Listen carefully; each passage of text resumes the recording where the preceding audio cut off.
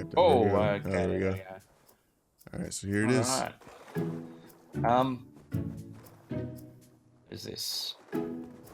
Alright. Something's already sketch as fuck at this base because I see the goddamn root. Okay. And a trap base, is it? No. It's not gonna fucking kill me. It's a trap base too, what the fuck? Good design, yeah? You're a prick, man. I fucking knew it. I go, oh, house has no lock on it. Let's just go in there. What the fuck is that? Can you see me? I cannot, no.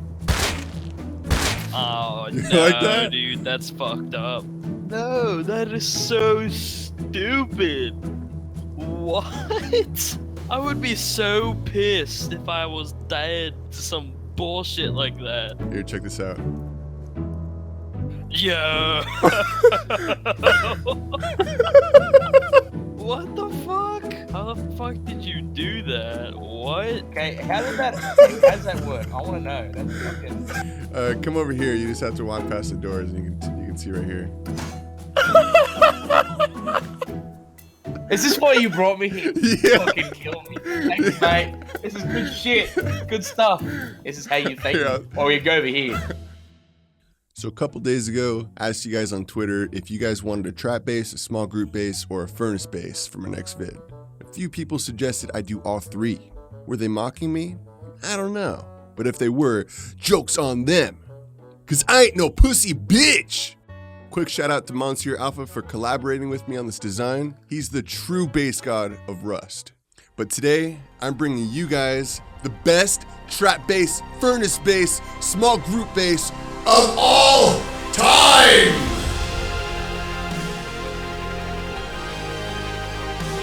Alright, so taking a look around here, at first peek we got two different styles of baits. We got the open door, and then right here we just got a fireplace with a little loot chest there.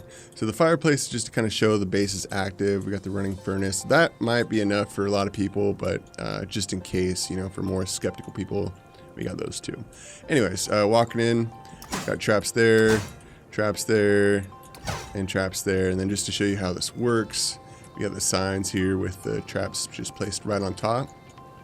And I'll show you guys how to build this later during the building phase. But of course, that appears to be the only entrance.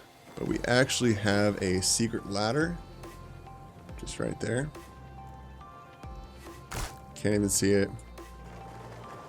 So you can just climb up right here, and then this is how you enter the base.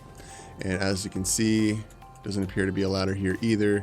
So right here, door campers, they're gonna be a little more scared to jump down. You can still door camp you right here, of course, but you know, we got our little hidden ladder right here anyway, so that's how we get out. So going in our entrance, we got a little airlock here. That's to the main section of the base. This right here is just to the outside, and this is where you can, you know, headshot people when they're trying to pick up their friends. All right, just to show you guys how this little glitch works real quick here. All right, so I can see his head right now, but he can't even see me. Can you see me? No. So if his friend got downed, and he's trying to pick up his friend, thinking that he's covered, I can't even see you. I can still headshot him right here. There's nothing he can do about it. All right, just to show you what it looks like from his angle. All right, can you shoot me? I can't see him shooting up there at me, so while I'm picking up my friend, he can easily headshot me. So then we're here. So on this side, we got this. We got the lock there, throwing the key away. We got some loot chests up there. This is the roof glitch, so you actually can't loot it through this. You can't walk through it either. See, it's glitched, but you can close it just with something like that, or I guess you could use one of these. And then this is just to the outside. So just to show you this bait right here. So we have the open door, and you actually can't walk in here. So even if the door is open, it's not really that big of a deal. You can still shoot through here, which could potentially be a problem. So keep that in mind. It's not that big of a deal, but you know, you just need to keep that in mind. All right, so in order to place the traps on top of the signs, you need to have elevation. So one trick that I learned to kind of give yourself a little bit of height is if you place a fireplace down, you can kind of use that as a little ramp. So that helps me out a lot. All right, now place your signs. You do need to give yourself a little bit of space. Just make sure the signs are as close to the wooden foundation as possible, but you still need to leave a little bit of room for the traps. It's gonna take a lot of practice, but after practicing a few times, you should get it down. And this is a build that you guys are gonna wanna build multiple times on a build server before building this live. There we go. 2 on each sign, do the trick. That'll down a fully geared guy, no problem. All right, so start off here with the basic furnace footprint, but you're gonna place an extremely low foundation as close to the furnace as you possibly can. And just use the stair foundations to raise your elevation just up a little bit. All right, so once you build all the way around the furnace, you're gonna notice there's 3 squares that have a fair distance away from the furnace. So the trap entrance needs to be 2 squares away from the roof entrance. And then the invisible ladder entrance is going to be directly on the opposite side of the trap entrance.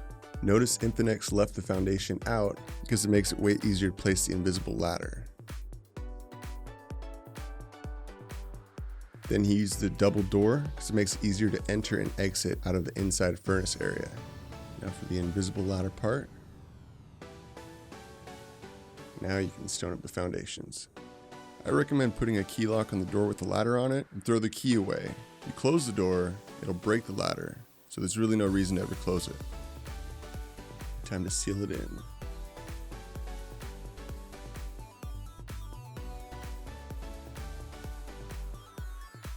For the bait number 1, bait number 2's on the other side.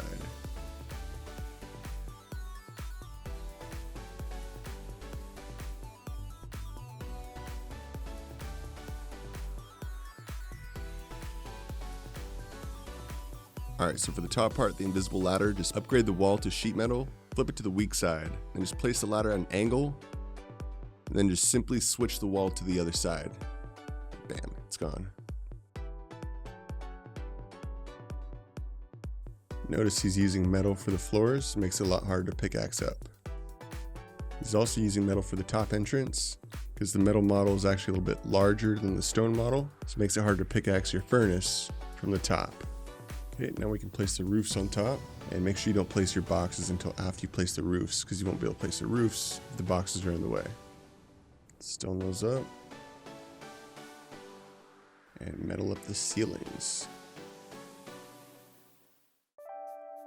All right, so one thing I do want to go over real quick before the next segment of the video is whenever watching a build video on YouTube, you have to understand lots of other people will see the same video. So if they recognize the base, they're not going to fall for the trap. So try to put your own spin on it. Make the base look different. Put your traps in different places, make it a different footprint. Just change it up a bit so it's not recognizable. So right here, I'm going to show you guys what I'm talking about. In this design, I'm using the same exact techniques as the last one, but it looks completely different. It's a completely different design. If someone saw a video of the last design, then they saw this, they definitely wouldn't think it's the same trap, but it is. So here's just kind of another version, same kind of idea. A lot of times with open doors, it's a little obvious, so you could do stuff like this where you have a backwards wall, or you could maybe just have a wooden door and have them flamethrow your shit down. But right here, I think more people have access to hatchets to, you know, break down wrong side doorways and stuff like that. So if they did break it down, you know, that you got the 2 traps right there, and then you got even more traps right there when you cross this. And then you got even more traps right here. You know, also another way you could boost up here, have the windows placed that way they can see there's no window frames on that, and you can easily just jump in here, and once they do, there's snapshots right there as well. So this is just an idea, different way that you can do this, just to show you how I did this. The way you enter is, it's kind of hard to see, but there's an actual entrance underwater. Let's get the airlock, but this is how I place the traps, just right here, see? And then over on this side, just use the sign trick, easy peasy. And the cool thing about this is I have my cupboard right here. So even though it's just a 2x2, it's still gonna cost 2 walls to get through, no matter what angle, to get the cupboard at least. This is still kind of a work in progress, this one right here. You would need some areas to stash your loot and stuff like that, but I'm gonna leave some to your guys' imagination because it's best if you guys create your own trap base a little differently than mine, just because people will recognize this after watching my video, so you can kind of put your own spin on it. You want me to say anything before I go? Like, yeah, I'll say this, that KCMO makes the best trap bases in Rust, so definitely listen to him. He's got some pro skills, and I could learn a thing or two. I mean, I believed you, dude. I didn't know any better. I won't trust you again, though. I'll tell you that much.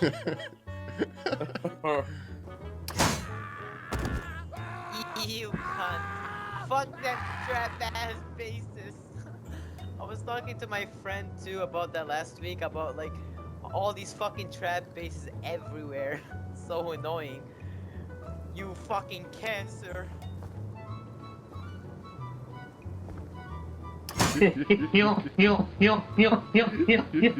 Alright, here, just come look at this real quick. I'm just not too sure about this part. The fuck? Where are they at? You don't even see them. Yeah, I was in debug. Then through the wall. Oh, goddamn. Alright, come over here. Just don't go on that side again. All right. Well, God damn.